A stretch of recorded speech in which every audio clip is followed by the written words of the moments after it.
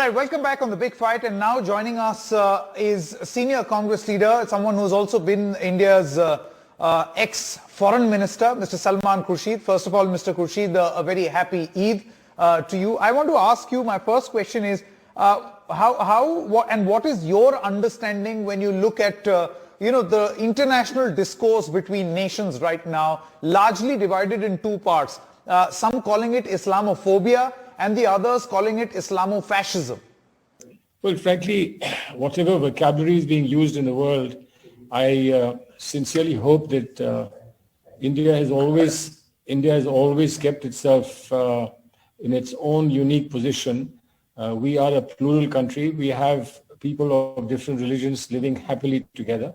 There are instances that are avoidable from time to time, but largely I believe that we are happy to be living together. Now, these countries that are experiencing new forms of pluralism in the world, they have made some human efforts to come to terms with cultural differences. But unfortunately, I guess the increasing stress in the world is beginning to tell on them, and therefore what we see is a very, very unfortunate situation. Nobody in the world can, no matter how justified the anger may be, nobody can justify and stand by violence, and that also of such a cruel nature as we have seen of late. And condemning it is undoubtedly every human being's responsibility. But having said that, it's not about dividing the world between civilizational clashes. It's about learning to live together. And I think India can play a very major role there, and we shouldn't therefore be seen as taking sides in what is in fact a completely unavoidable clash of civilizations forced by people who are unbecoming of their own religions and unbecoming of humanity. Mr. Khurshid, India, and this is quite unprecedented, India has come out strongly against attacks on Macron. In fact, the exact words that have been used by the Ministry of External Affairs is that they call these personal attacks deplorable. How do you look at this move, this change in strategy by New Delhi?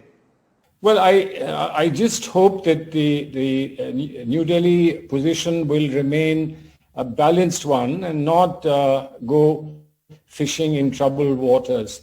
As I've said very clearly, we have to take a humanistic position, and therefore taking a clear position against violence is a welcome step that India has taken. But I think that we need to know what happens after that, what is the path ahead, and to actually get involved in a bickering between what I call the civilizational gap, perceived or real, is something that India should be very careful about. We've always been seen as non-aligned in more ways than one, and I do hope that we will continue to be non-aligned, although very clearly in favor of peace, in favor of humanity, in favor of dignity and freedom of speech. I think that's completely unqualified, but beyond that, to fish in troubled waters might not be advisable. No, Mr. Khurshid, is it your fear that India is going to fish in troubled waters?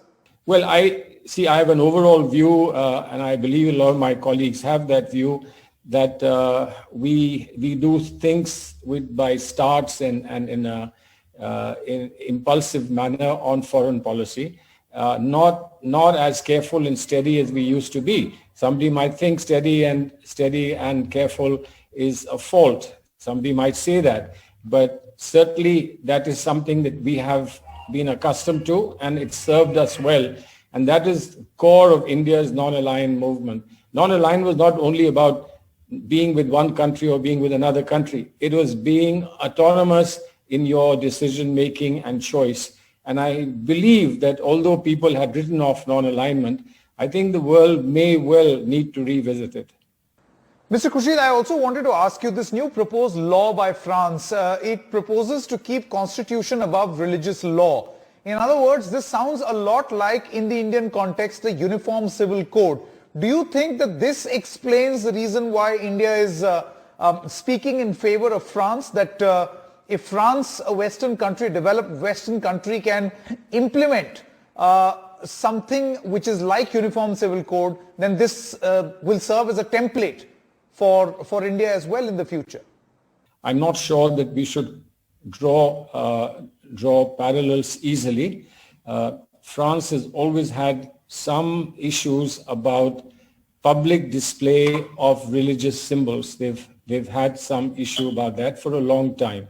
And I think we should respect them for any view that they hold. And people who come to France from elsewhere will obviously have to keep this in mind. But let's not forget that the issue is not about Islam alone. The issue is also about display of religious symbols in public of other religions that we are accustomed to. Sikhism, for instance, we are accustomed to display of religious symbols in terms of kara, kirpan, and in terms of kesh and so on.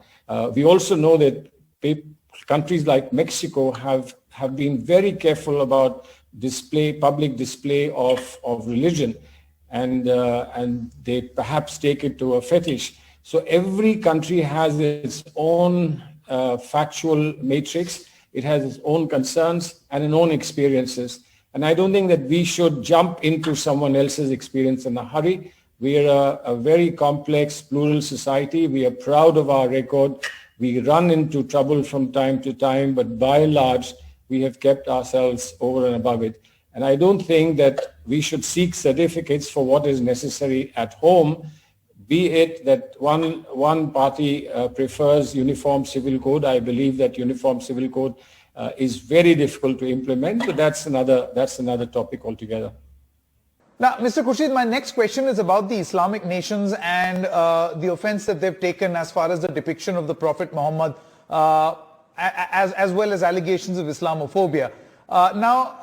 Do you think that many people argue that this is also an argument in duplicity by the Islamic nations, because while they are commenting on the depiction of Prophet Muhammad in France, but their situation and comment on China, a series of CCTV which also depicts Prophet Muhammad, their strategy is silence. Similarly, as far as these Islamic nations are concerned, they condemn Islamophobia by France, but there is absolutely no word on the persecution of Uyghur Muslims by China.